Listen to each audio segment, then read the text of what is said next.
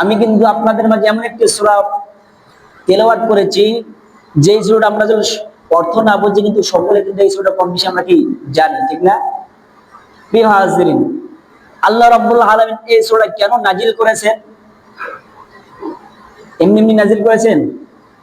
দেখেন, আমরা সাধারণ মানুষ, আমাদের জ্ঞান কতটুক?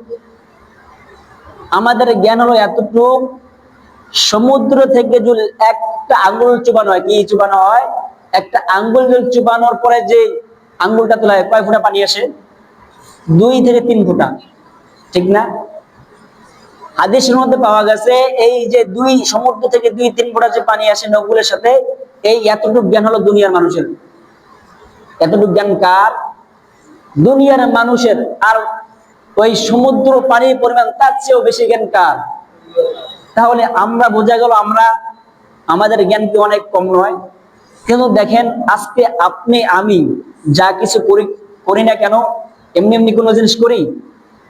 এমনি এমনি কোনো জিনিস করি? আমাদের ভালো থাকার জন্য। দেখেন, আমাদের যখন দাদারা ছিল বা তার দাদারা ছিল, আগে গাছের ডাল পাতা দিয়ে বাড়ি তৈরি করতো, ঠিক না? তারপরে মাটির বাড়ি, তারপরে টিনের বাড়ি। এখন মানে দিন দিন যাচ্ছে আধুনিক ভাবতেছে কিসের জন্য? আরাম আয়েশে থাকার জন্য, ভালো থাকার জন্য।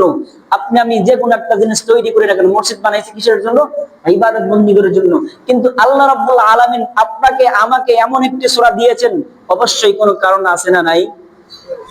আমরা সাধারণ ক্ষুদ্র মানুষ, কোন জিনিস এমনি এমনি তৈরি করি না, কিন্তু যেই মালিক, মহাসাগরের মালিক, যেই জ্ঞানের মালিক আল্লাহ, আপনাকে আমাকে এমনি গিয়ে সূরাটা নাযিল করেছেন। প্রিয় হাজিরিন, 2টি কারণ পাওয়া গেছে হাদিসের মধ্যে। কয়টি কারণ? ভালো করে মনোযোগ দিয়ে শুনবেন। 1 নাম্বার, নবী করিম সাল্লাল্লাহু আলাইহি ওয়াসাল্লাম যখন দ্বীনের দাওয়াত দেওয়া শুরু করলেন, নবুয়ত প্রাপ্ত হওয়ার পরে যখন দ্বীনের আলোচনা শুরু করে দিলেন, তখন মক্কার বড় বড় কাফিররা বলতেছে যে মুহাম্মদ পাগল হয়ে গেছে, ধ্বংস হয়ে গেছে। কয় কেন? কয় সে তার বাপ দাদার ধর্ম ছেড়ে দিয়ে সে বানোয়ার ধর্ম দিয়ে দাওয়াত দিচ্ছে। নাউজুবিল্লাহ। এই কথাটা আল্লাহ তাআলা বরদাস্ত করতে পারে নাই, সহ্য করতে পারে নাই। সেই পরিপ্রেক্ষিতে এই সূরা কি করেছেন? নাজিল করেছেন। অন্য আয়াতে পাওয়া গেছে হযরত আবু বকর রাদিয়াল্লাহু তাআলা আনহু যখন ইসলাম ধর্ম গ্রহণ করলেন, কবুল করলেন, তখন তার একটা সঙ্গী, যিনি যখন কাফির ছিলেন তার একটা সঙ্গী ছিল। ওই সঙ্গীটার নাম হলো কি? কাতাদা। নাম কি? কাতাদা। যখন ওই সঙ্গীটা ছিল, যখন ইসলাম ধর্ম গ্রহণ করলেন, ওই সঙ্গীটা বলতেছে, আবু বকর দোস্ত আমার, তুমি তো ক্ষতির মতো, ধ্বংসের মতো করে দিচ্ছ। কয় কেন? কয় তুমি এই আমাদের ধর্ম বাদ দিয়ে, ছেলে মেয়ে বাদ দিয়ে, ধন সম্পদ, ব্যবসা বাণিজ্য সবকিছু বাদ দিয়ে তুমি মুহাম্মাদের ধর্ম অনুসরণ করতেছো, তুমি তো ক্ষতির মধ্যে পড়ে যাচ্ছো। তখন আল্লাহ রাব্বুল আলামিন এই সূরাটা নাযিল করেছেন। এই সূরাটা কি বলেছেন? ওয়াল আস, সময়ের শপথ। অনেক মুফাসসিরগণ তুলেছেন আসরের নামাজের শপথ। প্রিয় হাজিরিন, সময়, আসরের নামাজ। ইন্নাল ইনসানা লাফি খুসর, আল্লাহ বলছেন দুনিয়ার সমস্ত মানুষগুলো ক্ষতিগ্রস্ত। তাহলে ক্ষতির মধ্যে আমরা আছি না নাই? অবশ্যই আমরা আছি। তারপরে বলছেন ইল্লাল্লাযিনা, কিন্তু তারা ব্যতীত, ইল্লাল্লাযিনা আমানু, যারা কি এনেছেন? ঈমান এনেছেন। ওয়া আমিলুস সলিহাত, যারা নেক কাজ করেছেন। ওয়া তাওয়াসাউ বিল হক, যারা হক কথা বলে হককারীদের সাথে থেকে। ওয়া তাওয়াসাউ বিস সবর, যারা ধৈর্য ধারণ করে থাকে ধৈর্যকারীদের সাথে থেকে। এই 4 দল মানুষ ব্যতীত দুনিয়ার সমস্ত মানুষ কি? ক্ষতিগ্রস্ত।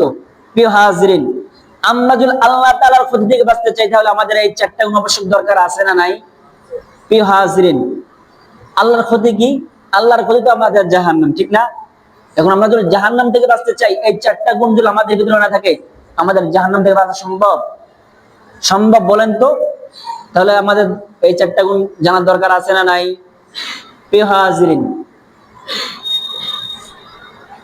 আল্লাহ কেন সবাই শপথ খাইলেন? অনেকের মনে প্রশ্ন থাকতে পারে যে হুজুর, আমরা সাধারণ মানুষ, একটা মানুষকে বোঝাবার জন্য ডাক্তার সত্যকে, মানে একজনকে বললাম আমি, এই সত্যটা মানুষটা বিশ্বাস করতেছে না, তার জন্য কি আমরা কসম খাই, ঠিক না? তাহলে আল্লাহ তাআলার কথার মধ্যে কোনো ভুল আছে? বলেন তো, ভুল আছে? তাহলে আল্লাহ তাআলা কেন কসম খাইলেন, শপথ খাইলেন? আমাদের মনে প্রশ্ন থাকতে পারে না পারে? প্রিয় হাজির, মনোযোগ দিয়ে শুনবেন। আল্লাহ তাআলা এর জন্য কসম খাইলেন। এক নম্বর কারণ মানুষকে বোঝাবার জন্য। কিসের জন্য? মানুষকে বোঝাবার জন্য। দুই নম্বর কারণ আল্লাহ তাআলা যে কথাগুলো কসম খেয়ে শপথ খেয়ে বলেছেন, আর যে কথাগুলো এমনি এমনি বলেছেন, শপথ খেয়ে এমনি কথা চেয়ে শপথ খেয়ে কসম খেয়ে যে কথাগুলো বলেছেন, এগুলো অনেক দামি, মূল্যবান। প্রিয় হাজিরিন, ওয়াল আস, আল্লাহ বলেছেন সময়ের শপথ, তাহলে বোঝা গেল সময়টা অনেক দামি, মূল্যবান। কোন কোন মুফাসসির বলেছেন আসর নামাজের শপথ। এখন বলবেন হুজুর মাগরিব আছে, এশা আছে, ফজর আছে, জোহর আছে, আসরে কেন কসম খেলেন, শপথ খেলেন?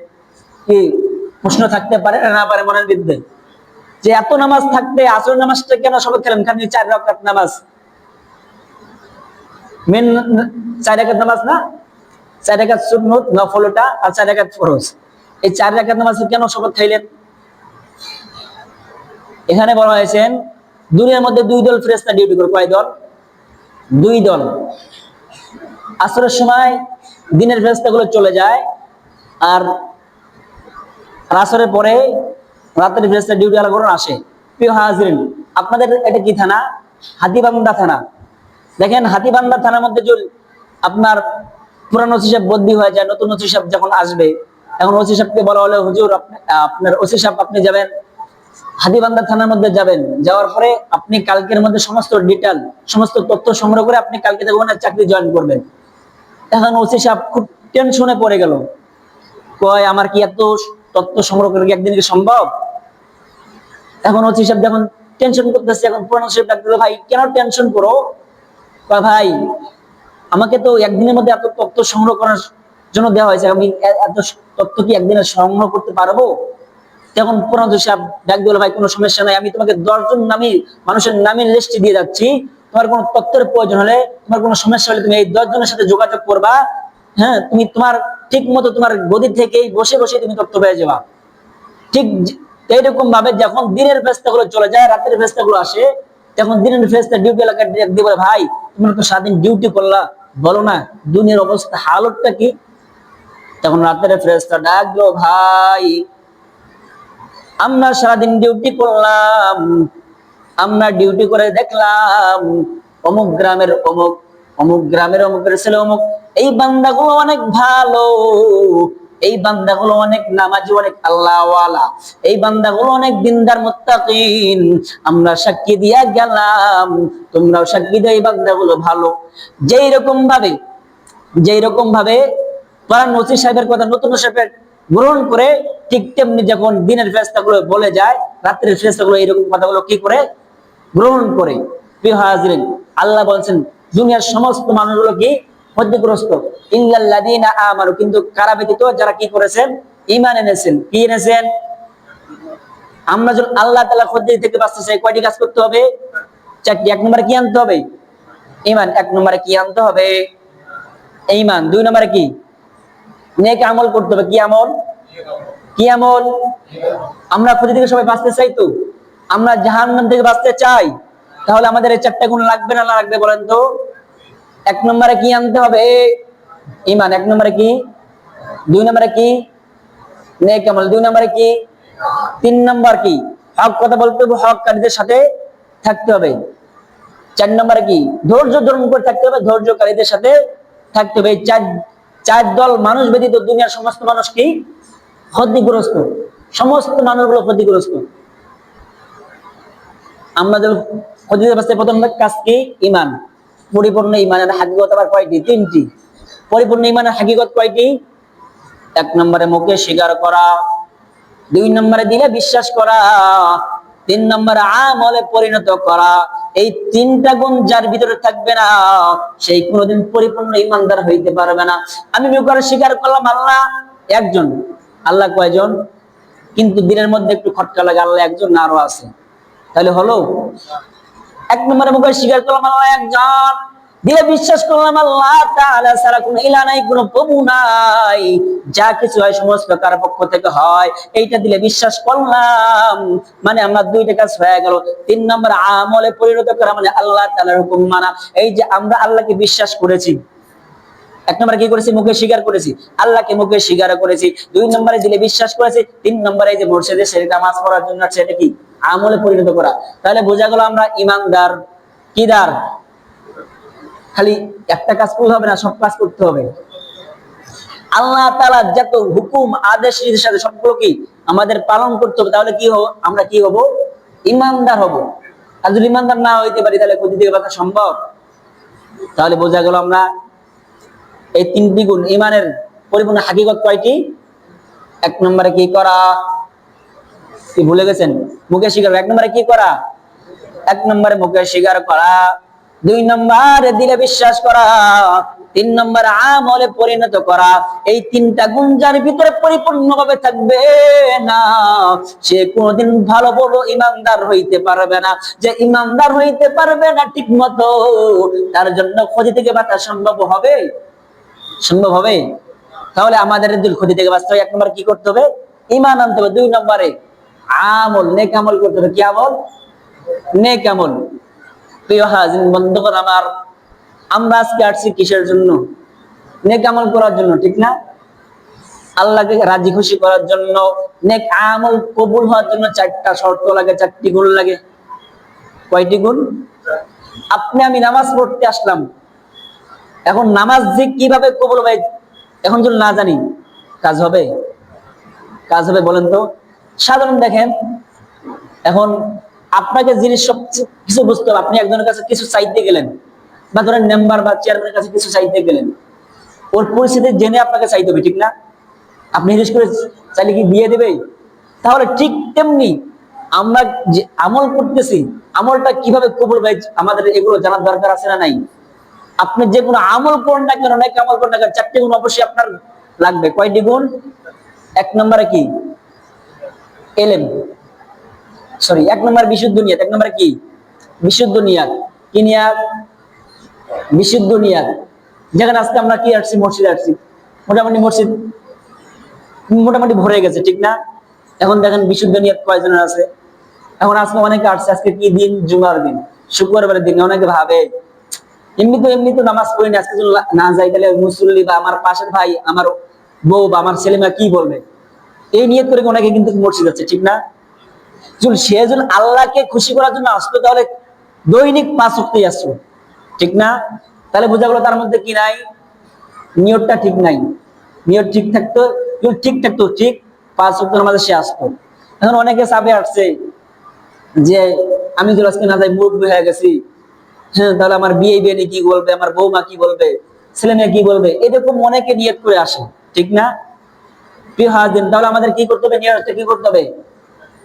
বিশুদ্ধ নিয়ত করতে হবে, খালাস করতে হবে। আমাদের নিয়তটা কি কার জন্য হবে? আল্লাহর জন্য হবে। তাহলে কি আমাদের আমলটা কি হবে? কবুল হবে। 2 নম্বরে ইলম লাগবে। কি লাগবে? ইলম। এখন আপনি যে নামাজে মনে করেন নামাজে আসছেন, নামাজে আসার পরে এখন নিয়ত বান্দা আল্লাহু আকবার বললেন, দরুদ শরীফ পড়ে দেন আল্লাহুম্মা সাল্লি আলা মুহাম্মাদ, বলেন তো নামাজ হবে? কেন? আপনি কি খারাপ কিছু পড়ছেন? আপনি ভালো কিছু পড়ছেন না? কথাটা উত্তর দেন, ভালো কিছু পড়ছেন না? দরুদ শরীফ পড়া কি ভালো না খারাপ? এখন আপনাকে নিয়ত বান্দার পরে কি পড়তে হবে এটা জানার নামে কি? ইলম। জানার নামে কি? জানার নামে কি? এখন আপনি নিয়ত বান্দার পরে দরুদ শরীফ পড়লে নামাজ হবে? জামার হবে না। কারণ আপনাকে নিয়ত বান্দার পরে কি পড়তে হবে, তারপরে কি পড়তে হবে, তারপরে কি পড়তে হবে, কোথায় যায় কি পড়তে হবে এটা জানার নামে কি? এখন আপনি আমি যদি না জানি তাহলে কি আমাদের আমল কবুল হবে?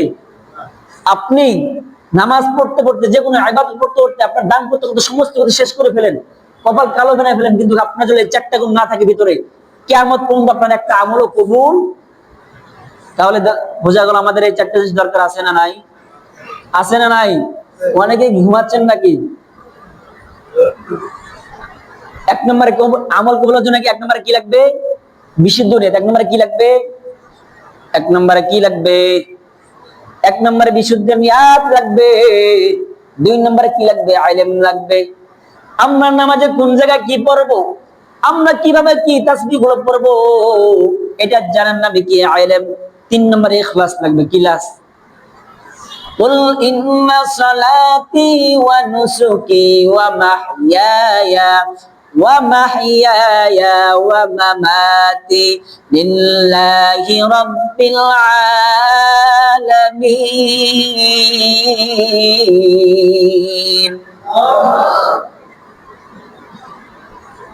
প্রিয় হাজির বন্ধুগণ আমার, আমরা যদি আল্লাহ তাআলার খোঁজ থেকে বাঁচতে চাই, আল্লাহর জাহান্নাম থেকে বাঁচতে চাই, আল্লাহ তাআলার খোঁজ থেকে বাঁচতে চাই, আযাব থেকে বাঁচতে চাই, তাহলে আমাদের কয়টা গুণ আমাদের ভিতরে আনতে হবে? খেয়াল আছে না ভুলে গেছেন? এক নম্বরে কি? এক নম্বরে জোরে বলেন নাকি অনেকে ভুলে গেছেন? কি আলোচনা শুনলেন? এক নম্বরে ঈমান আনতে হবে। কি আনতে হবে? এক নম্বরে কি আনতে হবে? আমরা যদি জাহান্নাম থেকে বাঁচতে চাই, ক্ষতি থেকে বাঁচতে চাই, এক নম্বরে কি আনতে হবে? ঈমান। দুই নম্বরে কি করতে হবে? নেক আমল।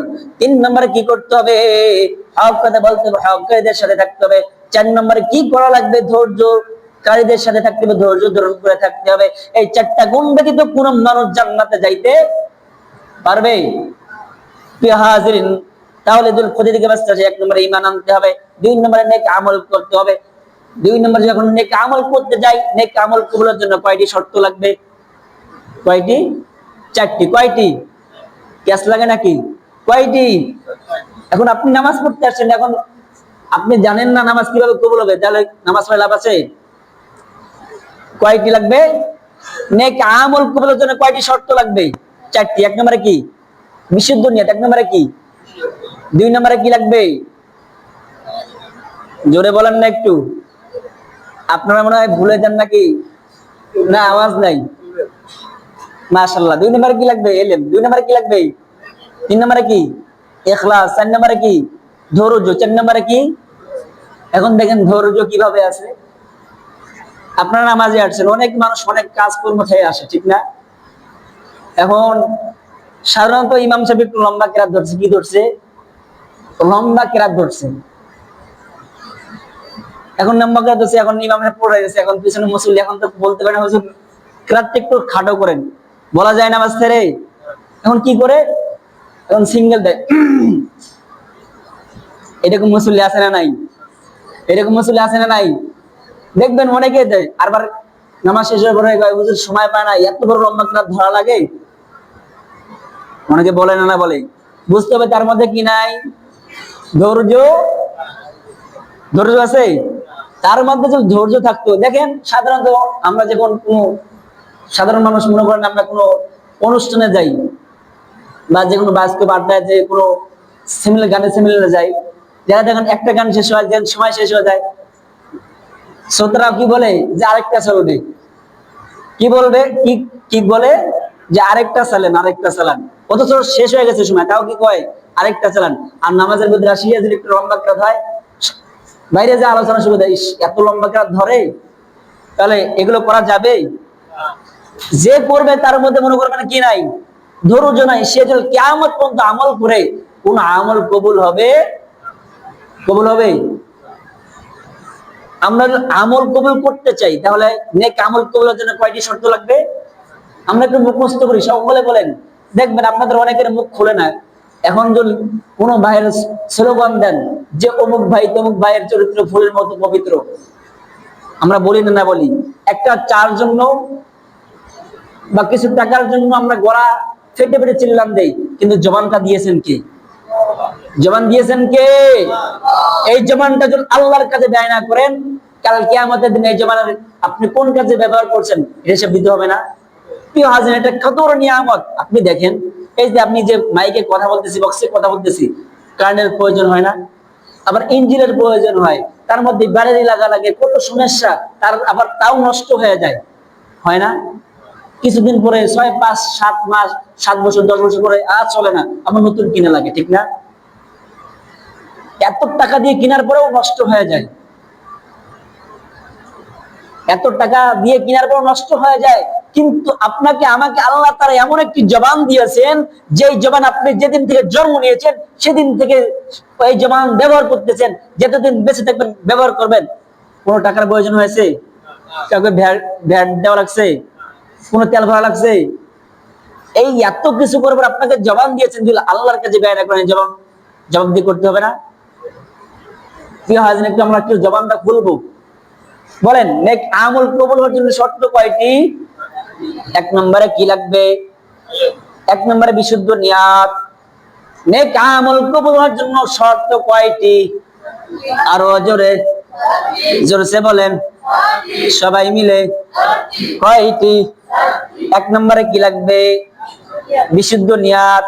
এক নম্বরে কি লাগবে? আমরা নামাজ পড়ো, নামাজ কবুল হওয়ার জন্য কয়টি গুণ লাগবে? চারটি। কয়টি? এক নম্বরে কি লাগবে?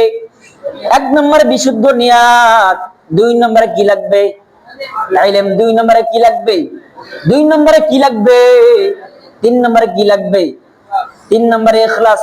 কি লাগবে তিন নম্বরে? আরো জোরে বলেন না, তিন নম্বরে কি লাগবে? চার নম্বরে কি লাগবে? চার নম্বরে কি লাগবে? আপনাদের বারবার বলছি, মন খারাপ করতেছেন? লাভ কার হচ্ছে? আমার হচ্ছে, আপনাদের হচ্ছে। আমি আপনাদেরকে বাল্লিগু আন্নী ওয়ালাউ আয়া, আমি আপনাদেরকে পৌঁছায় দিচ্ছি, কারণ আমি শিখছি, আপনাদের পৌঁছে দেওয়ার দায়িত্ব কি আমার। এখন আপনাদের বাকিটুকু আপনারা যদি এখন না শিখেন যে হুজুর আমরা আমল করবো, যদি কবুল না হয়, কি হাজির কোনো লাভ নেই আমল করে। সে যে আপনাদেরকে বারবার বলাচ্ছি, একটু শিখাচ্ছি, মুখস্থ করাচ্ছি, মন খারাপ করতেছেন? এক নম্বরে নেক আমল করার জন্য কয়টি গুণ লাগবে? কয়টি? এক নম্বরে কি? এক নম্বরে বিশুদ্ধ। এক নম্বরে কি লাগবে? দুই নম্বরে, দুই নম্বরে কি লাগবে? তিন নম্বরে কি লাগবে? তিন নম্বরে কি লাগবে? চার নম্বরে, মাশাআল্লাহ অনেকের মুখস্থ হয়ে গেছে। তাহলে এই পয়েন্টটা গেল। আমরা ক্ষতি থেকে বাঁচতে হলে কয়টি গুণ আমাদের ভিতরে লাগবে? চারটি। এক নম্বরে কি? আমরা যদি ক্ষতি থেকে বাঁচতে চাই, আমরা এর আগে পড়ালাম কি? নেক আমল কবুল হওয়ার জন্য চারটি শর্ত। নেক আমল কবুল হওয়ার জন্য চারটি শর্ত। এখন আমরা যদি আল্লাহ তাআলার ক্ষতি থেকে বাঁচতে চাই, আল্লাহ যেমন বলেছেন, আসরের মধ্যে বলেছেন যে সমস্ত মানুষগুলো ক্ষতিগ্রস্ত, তার মধ্যে চার গুণ মানুষ ব্যতীত সবাই কি ক্ষতিগ্রস্ত। তার মধ্যে এক নম্বরে কি? এক নম্বরে কি বলে? ঈমান। এক নম্বরে কি? এক নম্বরে কি আনতে হবে? ঈমান আনতে হবে। দুই নম্বরে কি?